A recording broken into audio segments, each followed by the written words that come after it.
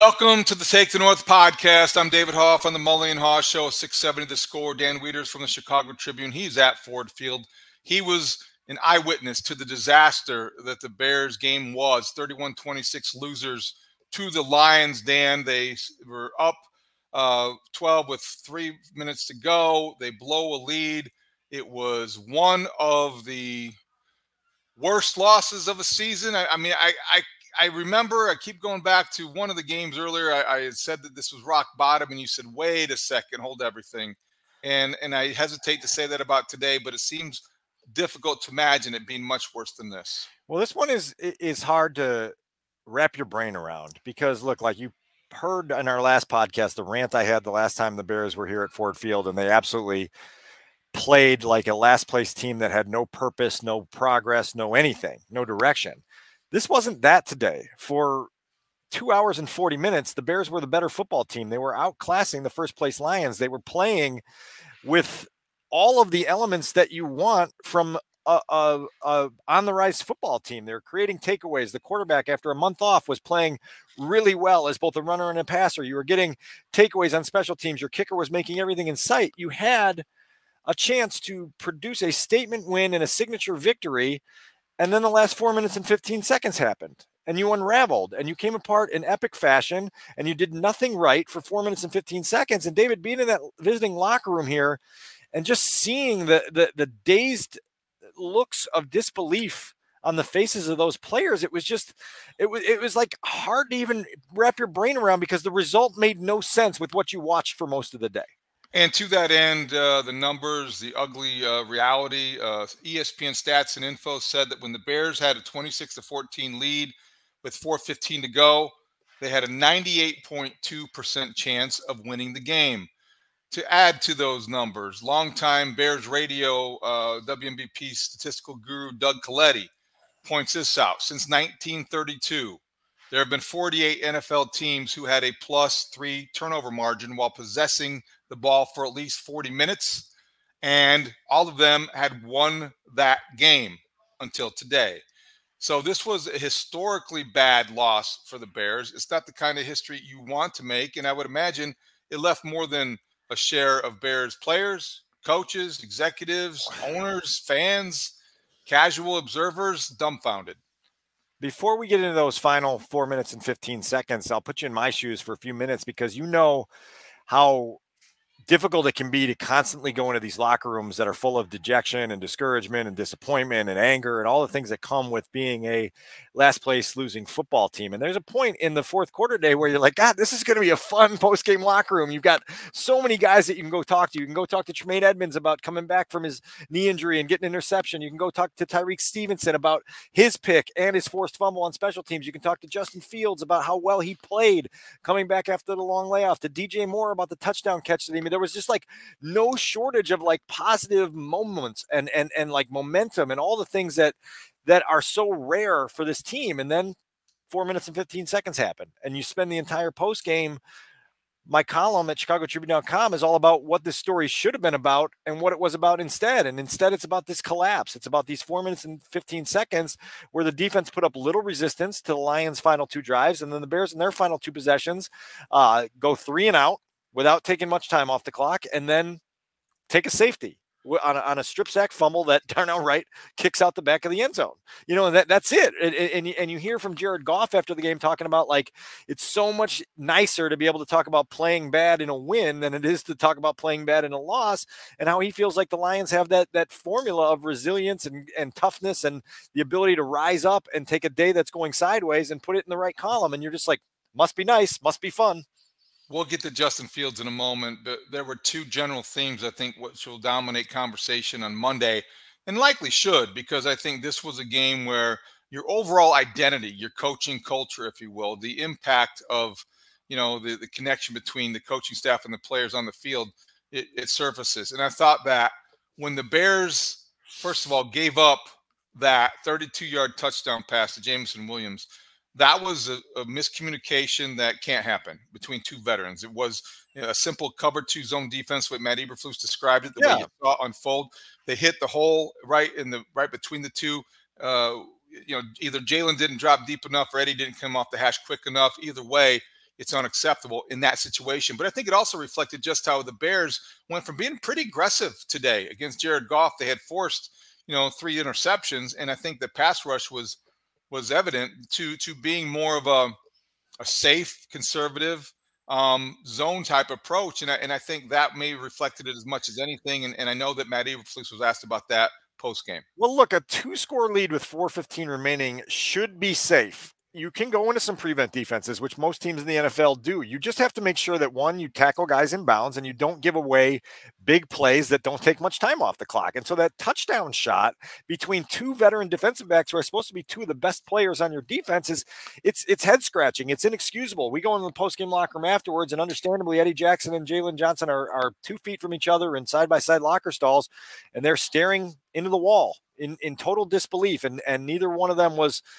readily available immediately after the game. Jalen Johnson eventually spoke, but it's hard to imagine how the fundamentals break down in that situation where you allow a guy on a basic schoolyard corner route to get that much separation. From the view up here, as you can see from the upper reaches of the press box at Ford Field, you watch Jameson Williams coming open, and you're like, oh my God, that's the easiest throw Jared Goff's had to make all day, because there's no decision involved. It's just that guy's open in the end zone, and I'm gonna let it fly. And then you look at who the two DBs were in coverage, and you go, how does that happen? Yeah. But then, David, like, it's still 26-21. Right. It's still 26-21. You have the ball, and now all you have to do is go meet a moment on offense or a moment on defense, and you walk out of here with a win. And I don't understand in that context, you got first and second down, and with due respect to Khalil Herbert, the best player on the field for most of the day was Justin Fields. And how do you not at least give him a chance to carry the ball and gain some yards, to get outside and stay in bounds as he kind of dances around? Anything. So let's talk about that sequence there, because I think that's important, because the first down run was an inside run to Khalil Herbert. You're trying to pick up some yards and take some time off the clock. The second one is a zone read. And so now it's Justin's decision here to see what he sees and make a decision there. So he sees the Lions in a 5-man front, and he sees Derek Barnes, the linebacker, staying at home and playing him as a runner there. Now, look, like, I watched it 5-6 times back on the replay here, and Justin was very defensive of that play in the post-game press conference, saying it was a good read, and I don't disagree with him. I think it was the right read in terms of the instincts on what the play tells you to do.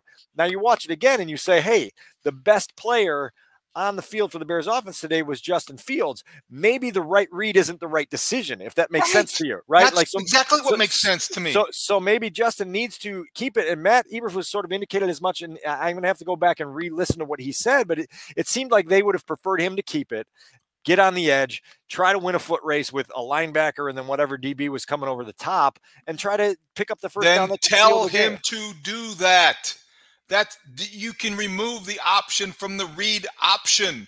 You can call a designed run to get outside and tell him to stay in bounds.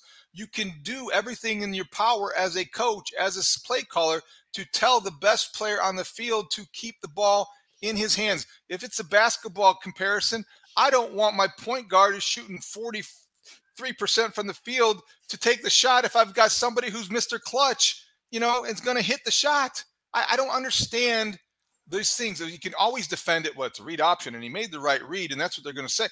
You know what?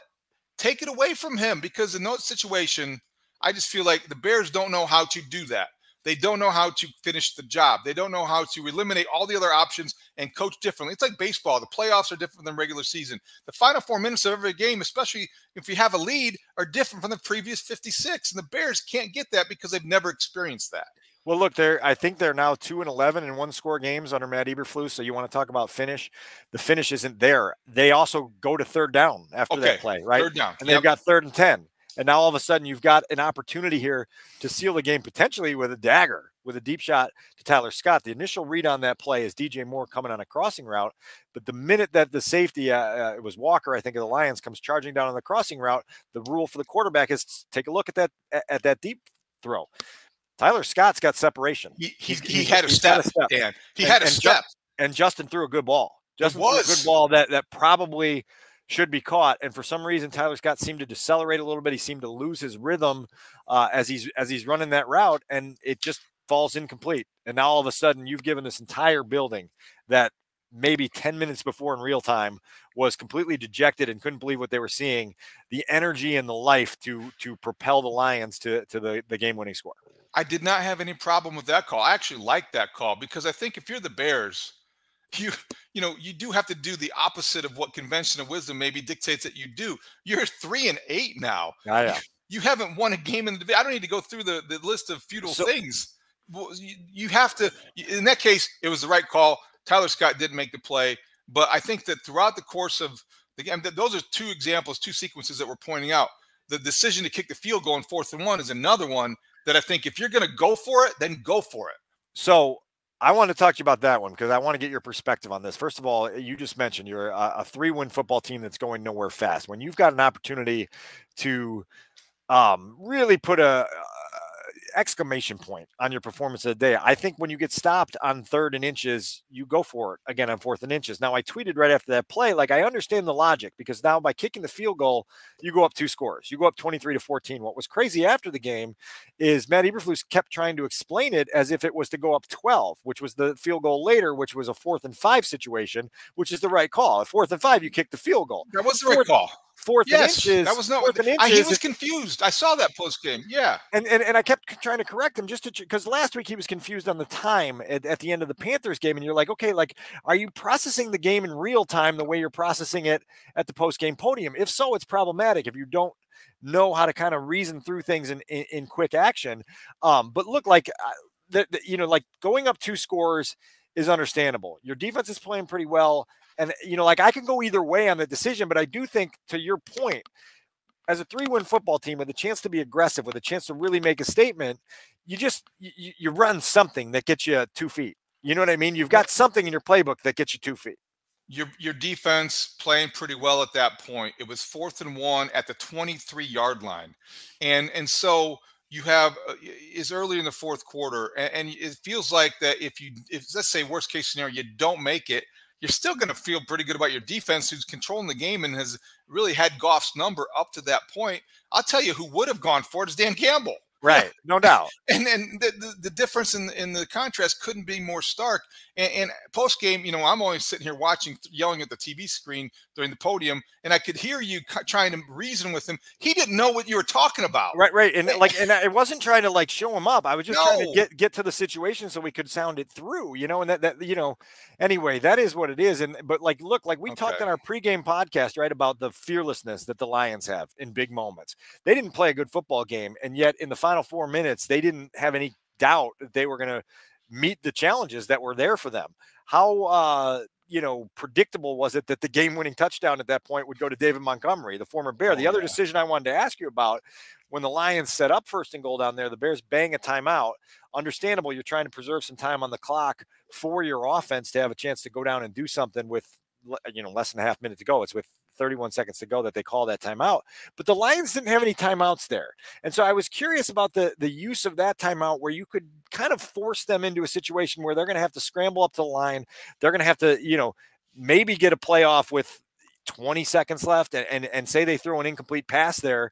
Well, now, you've got a chance to reset and potentially keep them from scoring that touchdown. So that was one of the questions. I had about 3 in my notebook, including why Dan Feeney was playing center instead of Cody Whitehair after the injury to Lucas Patrick. Those are on my docket for Monday because there's stuff we didn't get to today. I tweeted that out and everybody asked about, well, you don't remember the snaps were bad. You know what? I mean, he's got 117 starts, so figure it out. Dan Feeney was lost, and Justin Fields was screaming at him. Don't you think that called for something to be changed? Also, back to the touchdown. I agree that the use of timeouts was interesting. Here's what went through my mind on the play previous to Montgomery scoring. I thought, was it Gibbs maybe that carried the ball, or maybe it was Montgomery. Whoever carried the ball on that previous play. That was Gibbs. Yeah, it was Gibbs. I wondered if they were going to try to let him score. Yeah. Because then, I mean, that would have given them more time to only 2 more seconds in that situation.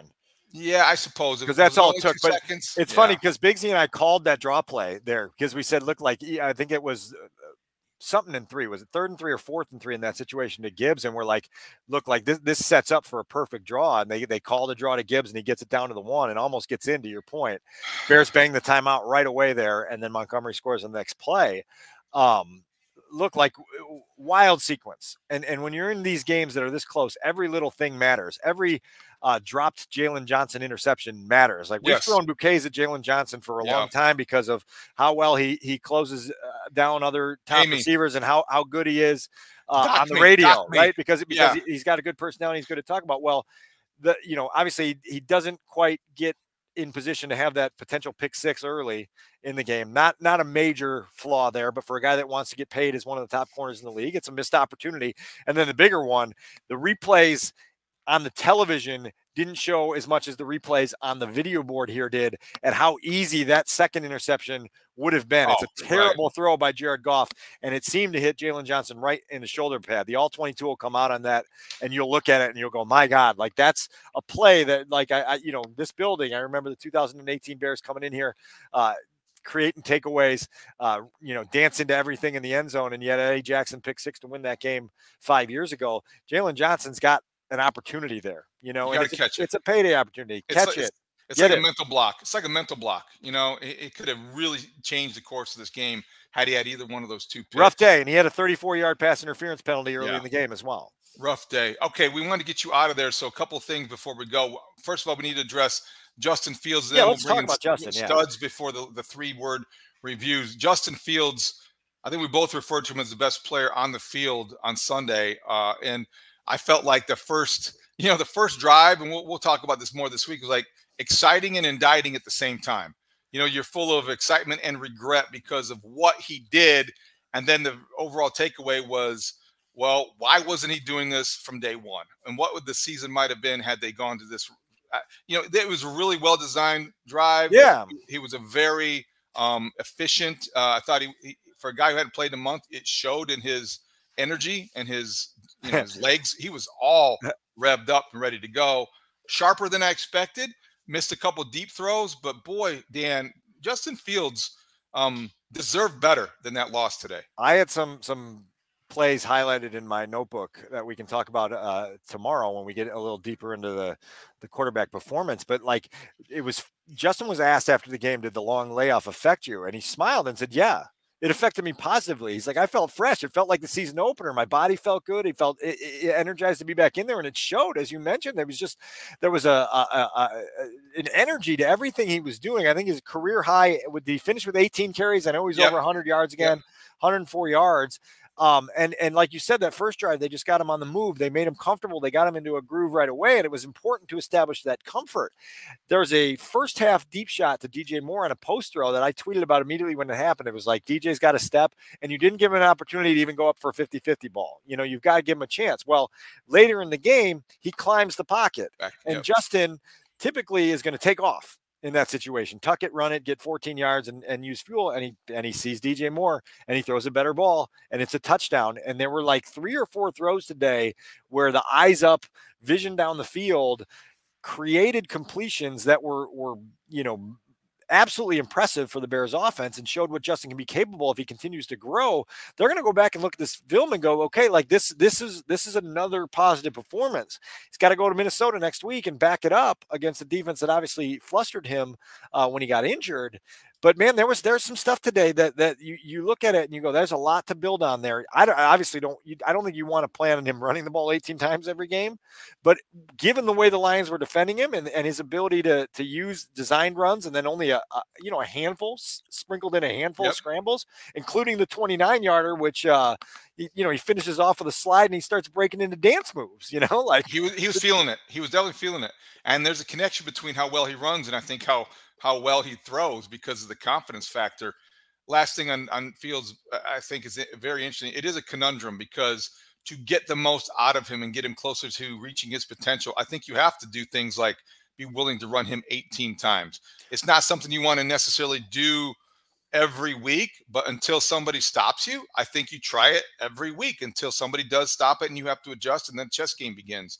So he was very, very good today, and I was a little surprised that he rose to the occasion as well as he did. And I think it's not answering the question definitively. It's 1/7 of what we talked about going into this game, and it's all part of what will be the pile of evidence at the end of the year they'll use to evaluate what the future will hold. They got to figure out how to finish. They really do have to figure out how to finish. And I think, like, today the Tyreek Stevenson forced fumble on the kickoff return, they turned that into a short field touchdown. But other than that, those other takeaways, they didn't squeeze enough points out of them. I think they had 10 points off of 4 takeaways. Got to be better than that. You just have to be. You don't have a margin for error to overcome that if you don't get enough points out of that. But man, as it relates to Justin, incredibly encouraging afternoon for him in just about every facet. All right, we'll bring in Studs with a couple 3-game reviews and to let him start to unload his pile of frustration, because it's pretty high. I know you're pretty frustrated after today, Studs. Well, yeah, I'm a lot less frustrated than I was a few hours ago. So I do want to say that I do want to retract a little something that I had on. I went on a little bit of a Twitter rant after the game in regards to Justin Fields. And I want to make it clear that I do not blame Justin Fields for the Bears losing this game. Like, I was lamenting him having another bad turnover with a chance to go win the game. And I didn't make that clear enough on Twitter. So I hope that everyone that's listening to this realizes that, like, I was lamenting the fact that he keeps turning the ball over in bad spots. And that was what I was trying to get across. And it's hard to do, as Dan, you've talked about multiple times, it's hard to do in 150. Yeah, it was almost like on that last snap, he bit the pin off the grenade and rolled the ball into the end zone. It's fine. Yes. See? Exactly.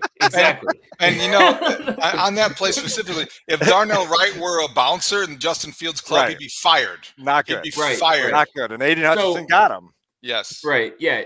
And Darnell Wright had done a pretty good job against Aiden Hutchinson all day up until that play. So I hope that made that clear. So anyway, do you guys want some 3-word reviews? Because they're all very coach specific. I know that I looked at a couple while I was waiting for Eberflus to come to the podium, and there were a lot of them that used the word fire. So I'm expecting you to read a few of those.